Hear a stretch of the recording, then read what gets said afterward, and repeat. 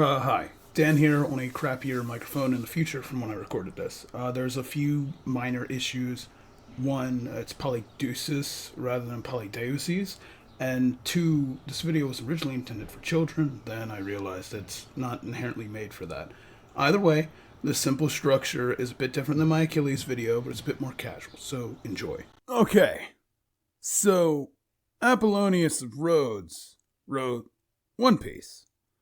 Or I guess I should call it One Fleece. Okay, look. Stop booing.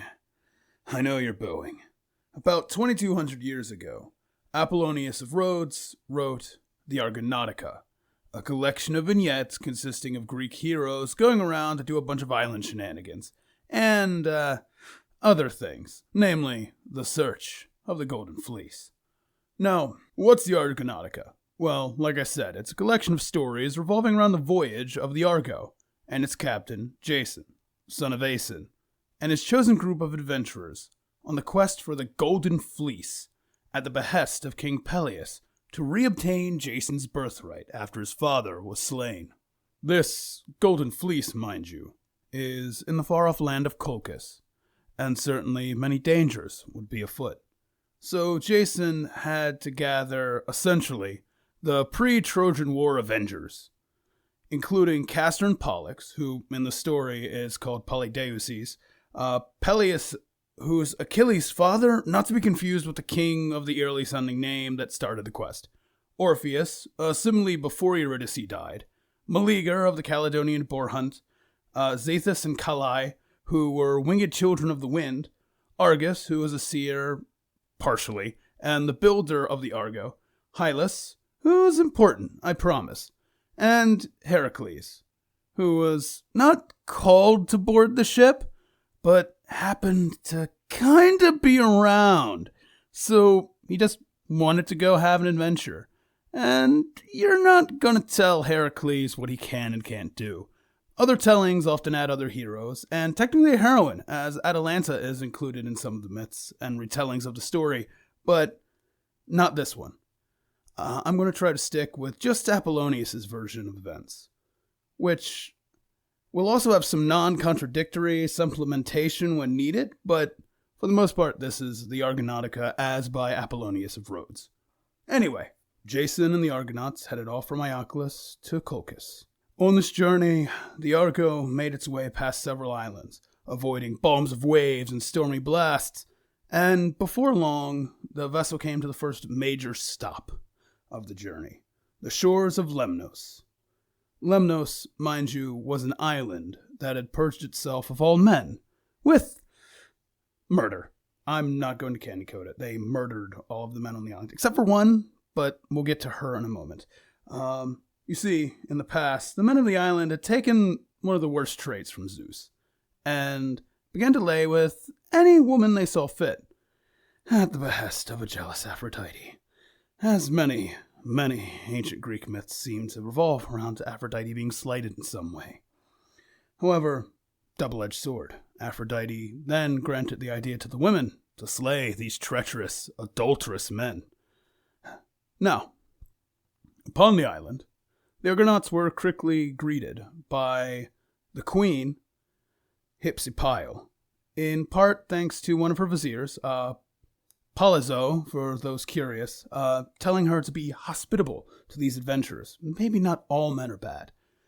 And it appears not all men are bad indeed, as Hypsipyle fell in love with Jason upon seeing him. And likewise, the maidens of Lemnos fell in love with the crew of the Argo. And as things go, the two meeting parties did what any couple would do after spending months apart from the opposite sex, and see, this video is supposed to be kid-friendly. I don't want to say nope. Well, they did typical things adults do when they're alone and in love. All except for Heracles, who kinda got pissed, his adventurous spirit being outdone by these carnal desires of his fellow men, and he effectively chided his fellow Argonauts for being man-children who would rather plow the fertile fields of Lemnos. Yes, That is actual scripting from a book written in 200 BC. Amazing. And with that burn at the hands of Heracles, the Argonauts quickly left the Isle of Lemnos in the rear view, though they also left their mark, as many of the Lemnian women had children. But that's not important to the tale of the Argonautica in all. I might cover it another day. There's some interesting things there. So, likewise, the brave Argonauts were off to sea again. They passed by several islands before reaching one to call shore, and they laid their nets and their ropes and tied themselves to the island. And this island, which is near modern-day Anatolia, was ruled over by King Cyzicus and his fellow descendants of Poseidon. They're believed to be called the Do-Leones. And with this visit, Jason discussed with King Cyzicus, and the Argonauts were treated friendly. After some discussion, a bit of back and forth about the journey and how bad King Peleus is, Cyzicus allowed them to depart.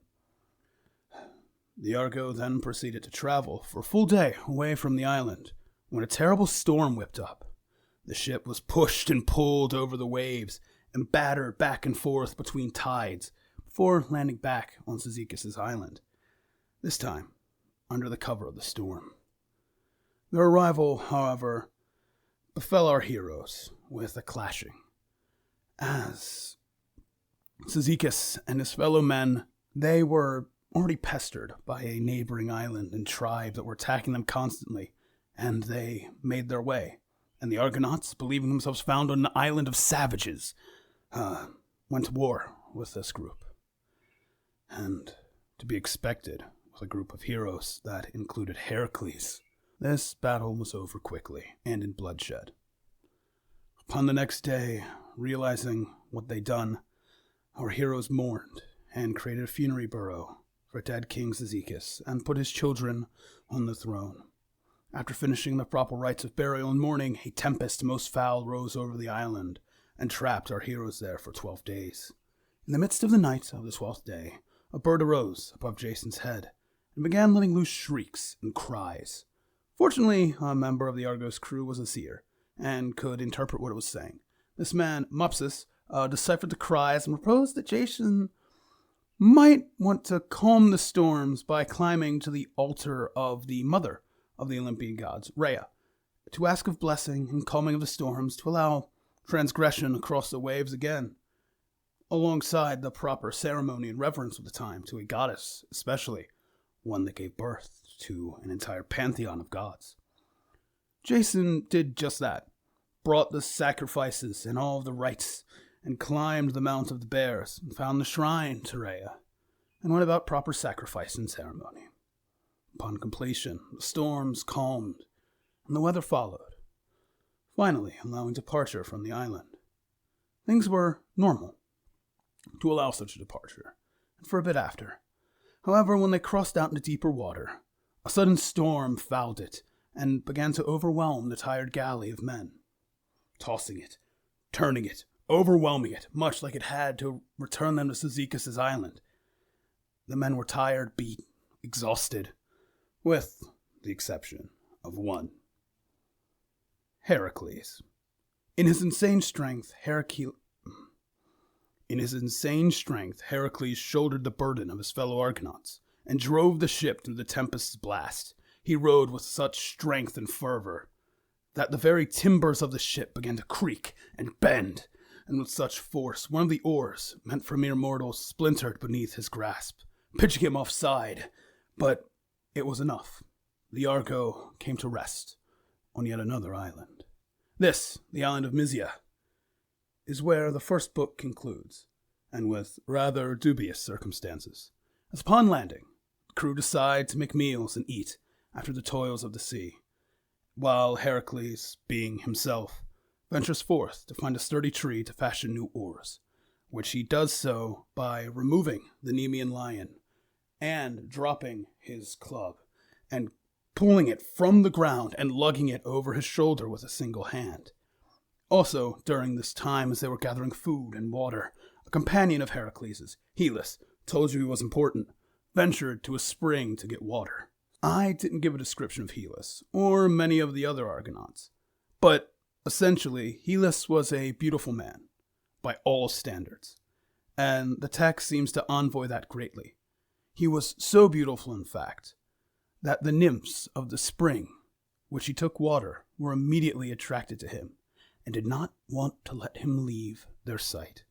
This situation is a bit hard to narrate, honestly, especially since I want to keep this so a young kid can enjoy the video.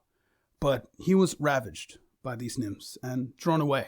His shout alerted a fellow Argonaut, Polyphemus, not the Cyclops from the Odyssey. I know, Greek names, get your stuff together. But a hero, who grabbed Heracles in case those attacking Hellas were vandals or thieves. Heracles literally tore his way to the spring where Hellas was, and Polyphemus followed, to the best of his abilities. In the confusion, and having finished their meal and their rest, the crew of the Argo figured it best to keep going. If any two people could handle themselves, it would be Polyphemus, who, in accounts of Homer's Iliad, fought a tribe of centaurs and won, and Heracles, who was a hero, a hero's hero, even by the standards of the day. Thus, leading to a personal favorite bit of the myth for me, not always covered in Apollonius' version or many versions of the Argonautica. Heracles kind of has a terrible sense of direction. After this split, there's plenty of near misses with the Argonauts and the Argo as he ventures to try and find it. He wanted to go to Colchis, but that's just a little bit of funny information. And that's essentially the SparkNotes version of the Argonautica's first book. The next book is wild in its own right, to be honest. There's a boxing match and a melee with spears and swords. Kinda cool. But that is a story for a different day. Thanks for watching. Stay safe out there, guys.